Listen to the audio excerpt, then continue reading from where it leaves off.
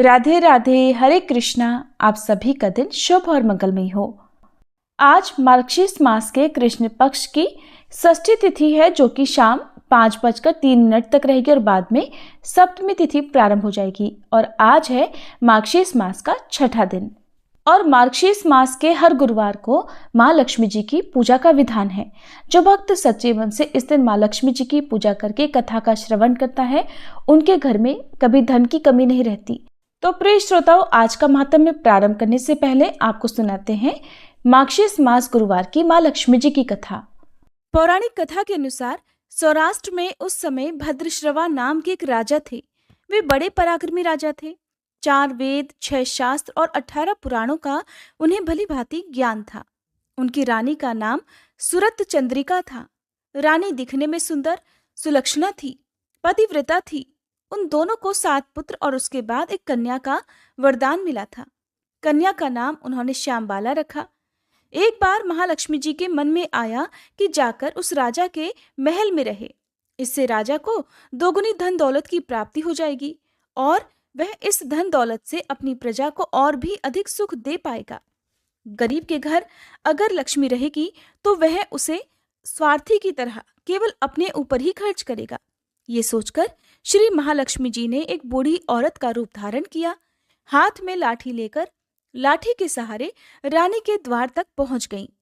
हालांकि उन्होंने बूढ़ी औरत का रूप धारण किया था, लेकिन फिर भी उनके चेहरे पर देवी का सा तेज विद्यमान था। उन्हें देखते ही एक दासी सामने आई। उसने इनका नाम, धाम, कर्म, धर्म सब कुछ पूछ डाला। वृद्ध ब्राह्मणी का रूप धारण करके माँ लक्ष्मी जी कहने लगी, बालिके, मेरा नाम कमला है और मेरे पति का नाम भुवनेश है। हम द्वारिका में रहते हैं। तुम्हारी रानी पिछले जन्म में एक वैश्य की पत्नी थी। वह वैश्य बहुत गरीब था। गरीबी के कारण हर रोज उनके घर में झगड़े हुआ करते थे और उसका पति रोज उसे मारा करता था। इन बातों से तंग आकर एक दिन वह घर छोड़कर चली गई और जंगल में खाली पेट भटकने लगी। उसकी इस दुर्दशा पर मुझे बहुत दया आई। तब मैंने उसे सुख संपत्ति देने वाले श्री महालक्ष्मी व्रत की कथा सुनाई। मेरे कहने पर उसने श्री महालक्ष्मी का व्रत किया। श्री महालक्ष्मी प्रसन्न हुई और उसकी गरीबी दूर हो गई। उसका घर संसार, दौलत, संतति और संपत्ति से भर गया। बाद में पति पत्नी दोनों परलोक सिधारे। लक्ष्मी व्रत करने के कारण वे लक्ष्मी लोक में रहे। उन्होंने जितने साल महालक्ष्मी का व्रत किया, उतने हजारों साल उन्हें सुख भोग मिला। इस जन्म में उसका जन्म अब राजघराने में हुआ है, परंतु वह श्री महालक्ष्मी का व्रत करना भूल गई है। उसे यह याद दिलाने ही मैं यहाँ आई हूँ। बुढ़िया की बातें सुनकर दासी ने उन्हें प्रणाम किया। फिर श्री महालक्ष्मी का व्रत किस तरह किया जाए, इस बारे में उस बूढ़ी ब्राह्मणी से पूछा। तब बुढ़िया का रूप धारण किए हुए श्री महालक्ष्मी माँ ने दासी को पूजा की संपूर्ण विधि और महिमा बताई। इसके बाद दासी ने माता को प्रणाम किया और वह रानी को बताने महल के अंदर चली गई। उधर राज वैभव में रहते हुए रानी को अपने ऐश्वर्य का बहुत घमंड हुआ था। संपत्ति और अधिकार के कारण वह उन्मत्त हो गई थी। दासी द्वारा बताई गई बुढ़िया की बातें सुनकर वह रानी आग बबूला होकर राजद्वार पर आकर बुढ़िया रूपी श्री महालक्ष्मी पर ही बरस पड़ी। उसे यह नहीं पता था कि साक्षात श्री महालक्ष्मी माँ बुढ़िया का रूप धारण करके उसके द्वार तक आई हैं।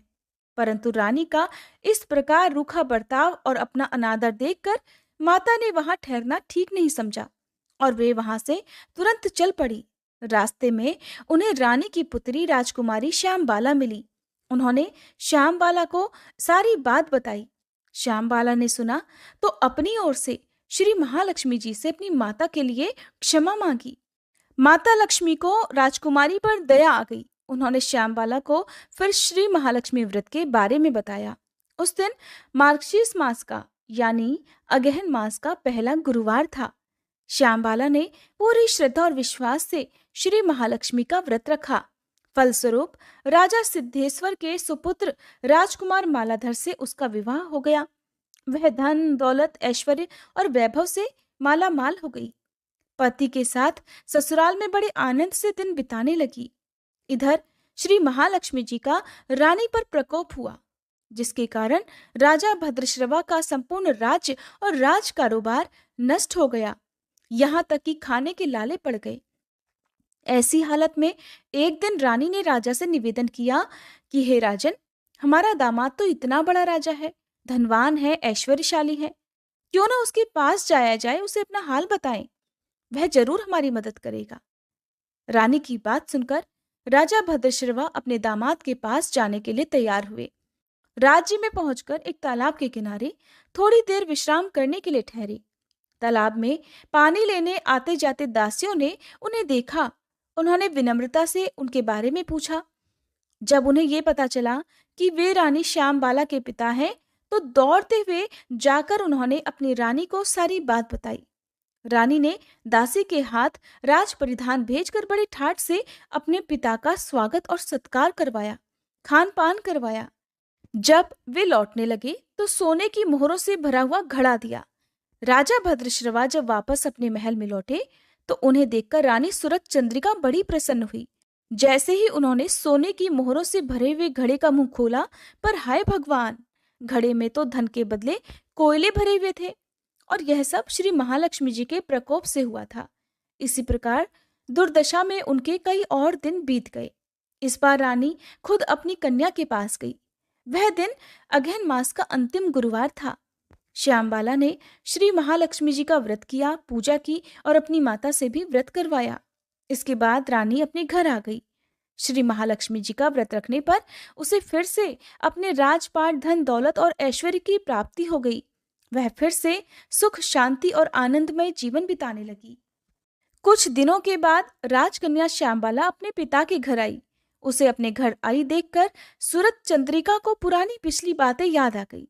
वह सोचने लगी कि जब उनकी दुर्दशा हुई थी तो कैसे उनकी पुत्री ने अपने पिता को घड़ा भरकर कोयला दिया था और कोई मदद ही नहीं की थी। तब जैसे ही श्यामबाला अपने पिता के घर में आई, उसका कुछ भी आदर सत्कार नहीं किया गया, बल्कि उसका अपमान किया गया, और उसने इस बात का बुरा भी नहीं माना। लेकिन अपने घर लौटते समय उसने पिता के घर से थोड़ा सा नमक ले लिया। अपने घर लौटने पर उसके पति ने पूछा कि अपने मायके से क्या लाई हो। इस पर उसने जवाब दिया कि वहां का सार लाई हूं। पति ने पूछा, भला इसका क्या मतलब हुआ? श्यामबाला ने कहा, थोड़ा धीरज रखिए, सब पता चल जाएगा। फिर उस दिन श्यामबाला ने कई तरह के भोजन बनवाए और उसमें नमक नहीं डाला। बिना नमक का भोजन उसने अपने पति के सामने परोसा। जब पति ने भोजन किया तो सारा भोजन बिना नमक का था, इसलिए उसे बिल्कुल भी स्वाद नहीं आया। फिर श्यामबाला ने थाली में अपने पिता के यहाँ से लाया हुआ नमक डाला, जिससे भोजन में स्वाद आने लगा। तब श्यामबाला ने अपने पति से कहा, यही है वह मायके से लाया हुआ सार। पति को उसकी बात सही लगी। फिर वे दोनों हंसी मजाक करते हुए भोजन करने लगे। कहते हैं कि इसी तरह जो कोई भी श्रद्धा भाव से श्री महालक्ष्मी जी की पूजा करे, उसे माँ लक्ष्मी जी की कृपा अवश्य ही प्राप्त होती है। सुख, संपत्ति और शांति की प्राप्त होती है। सभी मनोकामनाएं पूर्ण हो जाती हैं। परंतु ये सब कुछ प्राप्त होने पर भी माँ लक्ष्मी जी की पूजा को भूलना नहीं चाहिए, और हर गुरुवार को व्रत का पाठ अवश्य ही करना चाहिए। इस तरह श्री महालक्ष्मी जी की महिमा भक्तों की मनोकामनाएं अवश्य ही पूर्ण करती हैं। अब सुनिए अगहन मास की माँ लक्ष्मी जी की दूसरी पौराणिक कथा। एक गांव में एक बार एक गरीब ब्राह्मण रहा करता था। वह नियमित रूप से जगत के पालनहार विष्णु भगवान की आराधना किया करता था। उसकी पूजा भक्ति से प्रसन्न होकर उसे एक दिन भगवान विष्णु ने दर्शन दिए और उस ब्राह्मण से वर मांगने के लिए कहा। तब ब्राह्मण ने लक्ष्मी जी का निवास अपने ही घर में होने की इच्छा प्रकट की। तब श्री विष्णु ने लक्ष्मी जी की प्राप्ति का मार्ग उसे बताया। उन्होंने बताया कि मंदिर के सामने एक स्त्री आती है जो यहाँ आकर उपले थापती है। तुम उसे अपने घर आने का निमंत्रण दे देना, वही देवी लक्ष्मी है। साथ ही विष्णु भगवान ने ब्राह्मण से कहा कि जब धन की देवी लक्ष्मी तुम्हारे घर पधारेंगी, तब तुम्हारा घर धन और धान्य से भर जाएगा। ऐसा कहकर श्री विष्णु जी अंतर्ध्यान हो गए। अगले दिन वह ब्राह्मण सुबह ही मंदिर के सामने जाकर बैठ गया। लक्ष्मी जी उपले थापने के लिए आई तो ब्राह्मण ने उनसे अपने घर आने का निवेदन किया। ब्राह्मण की बात सुनकर लक्ष्मी जी समझ गई कि यह सब विष्णु जी के कहने पर ही हुआ है।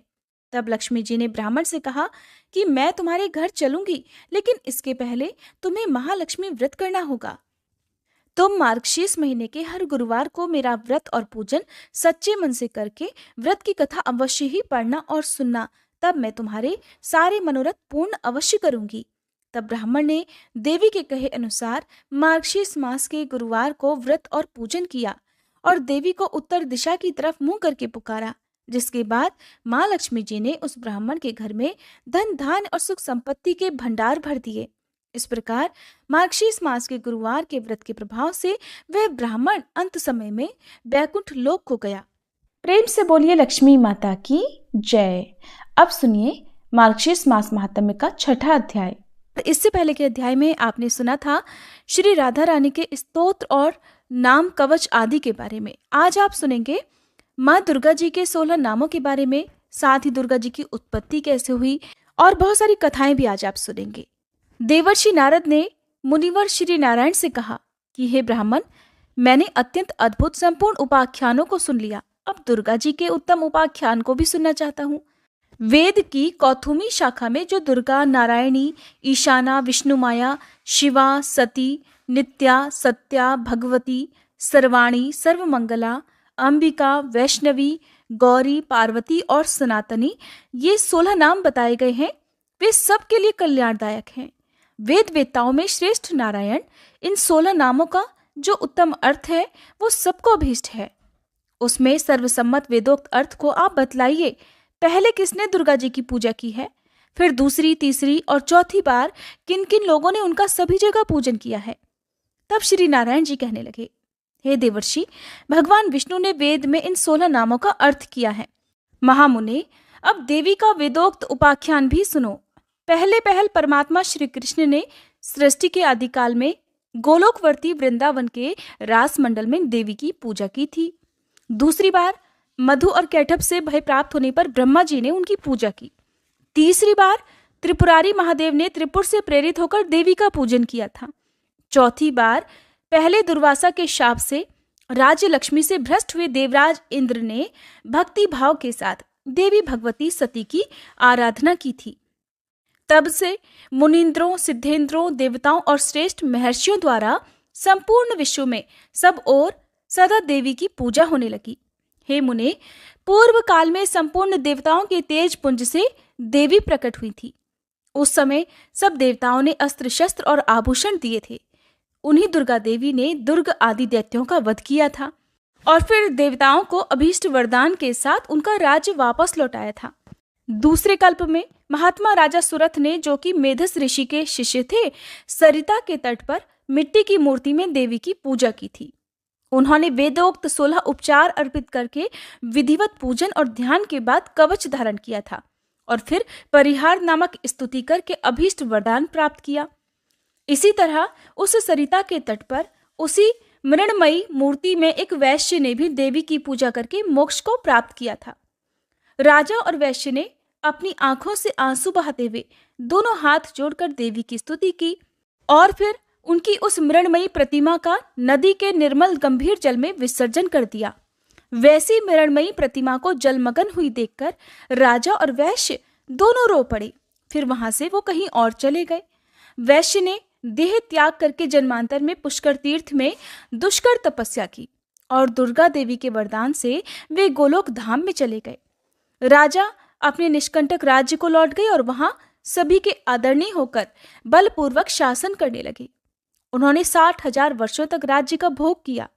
फिर अपनी पत्नी और राज्य का भार अपने पुत्र को सौंपकर वे काल योग से पुष्कर में तपस्या करके दूसरे जन्म में सावर्णी मनु हुए। हे वत्स, हे मुनिश्रेष्ठ, इस प्रकार मैंने आगमों के अनुसार दुर्गोपाख्यान का संक्षेप से वर्णन कर दिया। अब तुम और क्या सुनना चाहते हो?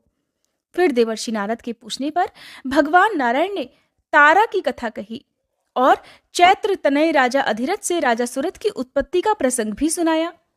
देवर्षि नारद के प्रश्न का उत्तर देते हुए भगवान नारायण बोले कि ध्रुव के पौत्र और उत्कल के पुत्र बलवान नंदी स्वयंभू मनु के वंश में सत्यवादी और जितेंद्रीय राजा थे। उन्होंने 100 अक्षौहिणी सेना साथ लेकर महामती सुरथ के राज्य को चारों ओर से घेर लिया। नारद, दोनों पक्षों में पूरे 1 वर्ष तक लगातार युद्ध होता रहा। अंत में चिरंजीवी वैष्णव नरेश नंदी ने सुरथ पर विजय प्राप्त कर ली। नंदी ने उन्हें राज्य से बाहर कर दिया।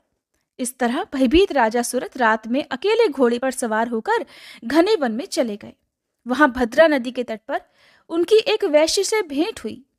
मुने उन दोनों ने परस्पर बंधु भाव की स्थापना की। वे दोनों मित्र हो गए, उनमें बड़ा प्रेम हो गया। राजा वैश्य के साथ मेधस के आश्रम पर गए। भारत में सत्पुरुषों के लिए जो दुष्कर पुण्य क्षेत्र है, उस पुष्कर में जाकर राजा ने उन महातेजस्वी मुनि का दर्शन किया। मेधस जी अपने शिष्यों को परम दुर्लभ ब्रह्म तत्व का उपदेश दे रहे थे। राजा और वैश्य ने भी मस्तक झुकाकर उन मुनि श्रेष्ठ को प्रणाम किया। मुनि ने उन दोनों अतिथियों का आदर किया और उन्हें आशीर्वाद दिया। फिर अलग अलग उन दोनों का कुशल मंगल, जाति और नाम पूछा। राजा सुरथ ने उन मुनीश्वर को बारी बारी से उनके प्रश्नों का उत्तर दिया। राजा सुरथ बोले, हे ब्राह्मण, मैं राजा सुरथ हूँ और मेरा जन्म चैत्र वंश में हुआ है। इस समय बलवान राजा नंदी ने मुझे अपने राज्य से निकाल दिया है। अब मैं कौन सा उपाय करूं, किस प्रकार पुनः अपने राज्य पर अपना अधिकार प्राप्त कर सकूं? हे मुनिवर, आप ये बताइए। हे महाभाग, हे मुने, मैं तो आपकी ही शरण में आया हूँ। ये समाधि नामक वैश्य है और ये बड़ा धर्मात्मा है। फिर भी दैववश इसके स्त्री पुत्रों ने धन के लालच से इसको घर से बाहर निकाल दिया है। इसका अपराध तो बस इतना ही है कि यह स्त्री पुत्रों और बंधु बांधवों के मना करने पर भी प्रतिदिन ब्राह्मणों को प्रचुर धन और रत्न दान में दिया करता था। इसी से क्रोध में आकर उन लोगों ने इसे घर से निकाल दिया। फिर जब उन लोगों को दुख हुआ तो वो इसे ढूंढते हुए यहाँ आए हैं, परंतु ये पवित्र, ज्ञानी और विरक्त वैश्य अब उनके आग्रह करने पर भी घर को नहीं लौटना चाहता। तब इसके पुत्र भी पितृ शोक से संतप्त होकर सभी कर्मों से विरक्त हो गए और सारा धन ब्राह्मणों को देकर घर छोड़कर वन को चले गए। श्री हरि का परम दुर्लभ दास से प्राप्त हो, यही इस वैश्य का अब अभीष्ट मनोरथ हो गया है। इस निष्काम वैश्य को ये अभीष्ट वस्तु कैसे प्राप्त होगी? हे मुनिवर, आप कृपया विस्तार पूर्वक बताने की कृपा करें। तब श्री मेधस ने कहा, राजन, निर्गुण परमात्मा श्री कृष्ण की आज्ञा से दुर्लंघित त्रिगुणमयी विष्णु माया सभी विश्व को अपनी माया से ढक देती है। वह कृपामयी देवी जिन धर्मात्मा पुरुषों पर कृपा करती है, उन्हें दया करके परम दुर्लभ श्री कृष्ण भक्ति प्रदान करती है। राजन, परंतु जिन मायावी पुरुषों पर विष्णु माया दया नहीं करती, उन दुर्गतिग्रस्त जीवों को माया द्वारा ही मोहजाल से बांध देती है।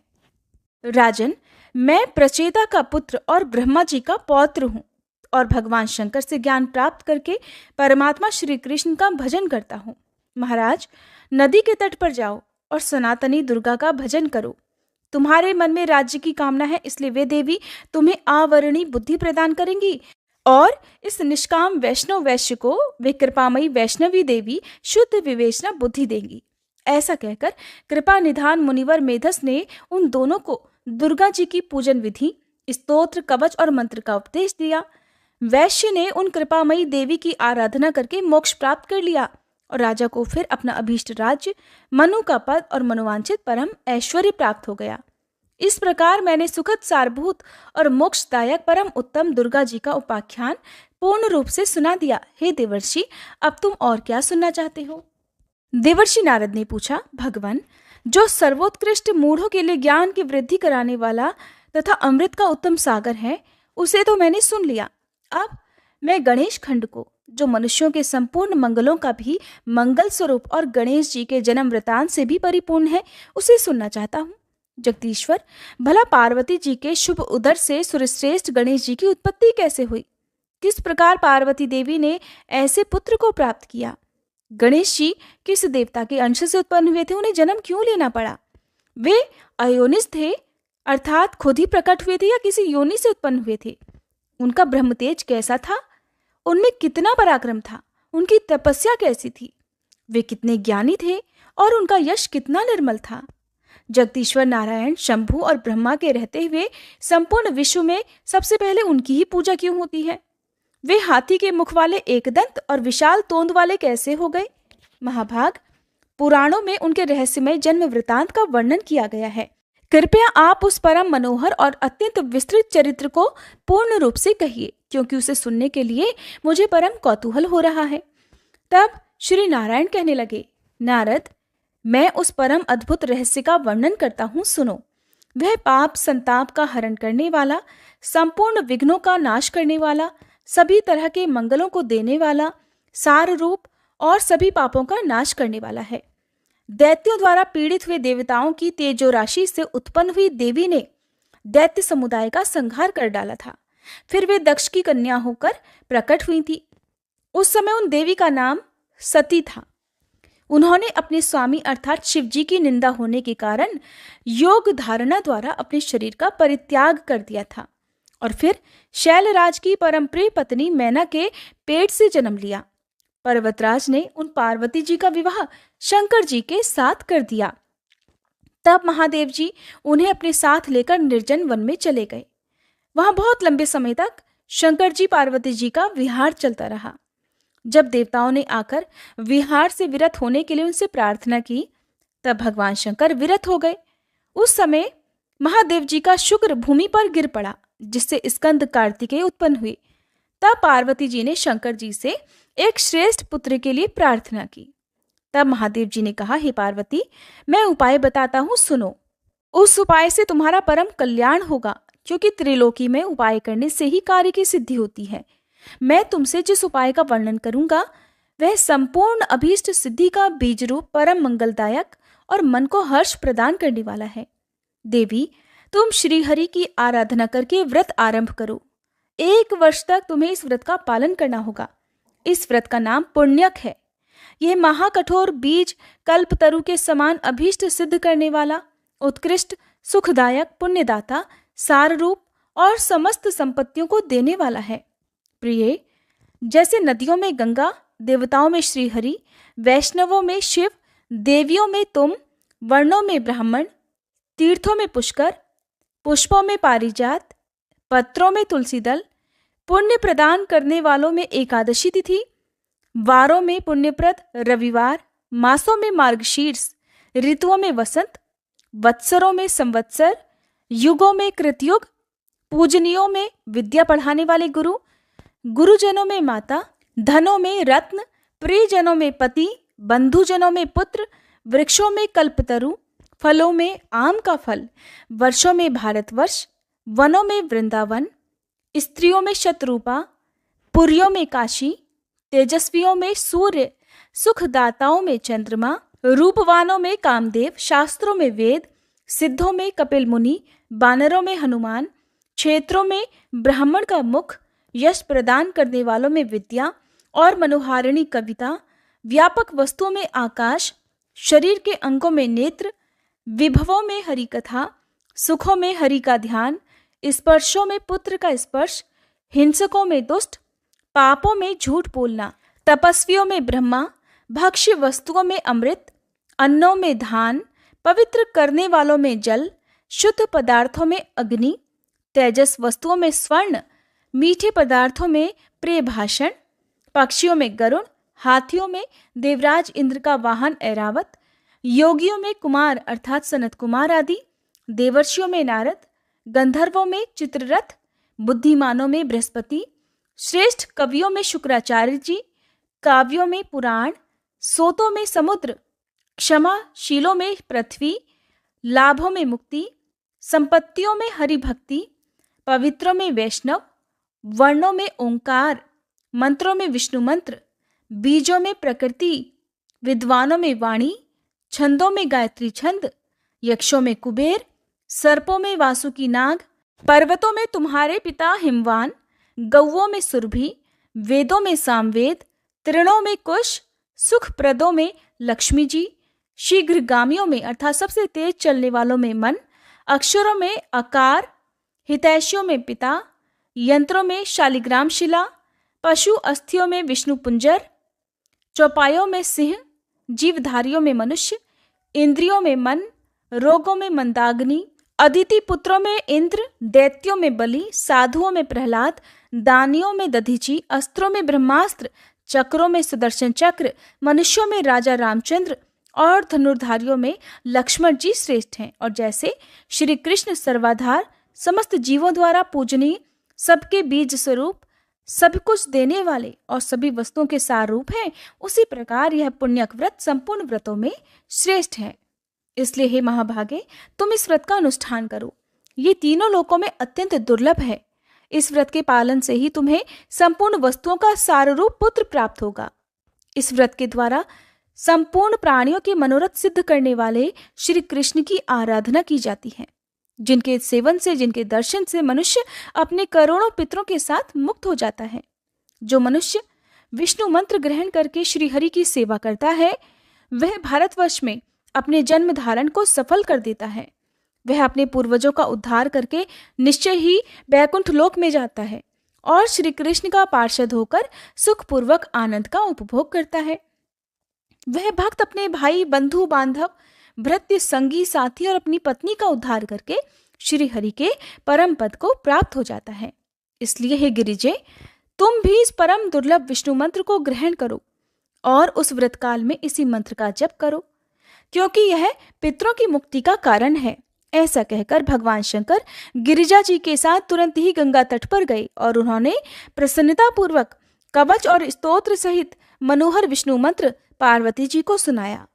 फिर उन्होंने पार्वती जी से पूजा की विधि और नियमों का भी वर्णन किया। हरे कृष्णा। आज के अध्याय में बस इतना ही। इसके आगे की कथा आप सभी आने वाले अध्याय में सुनिएगा।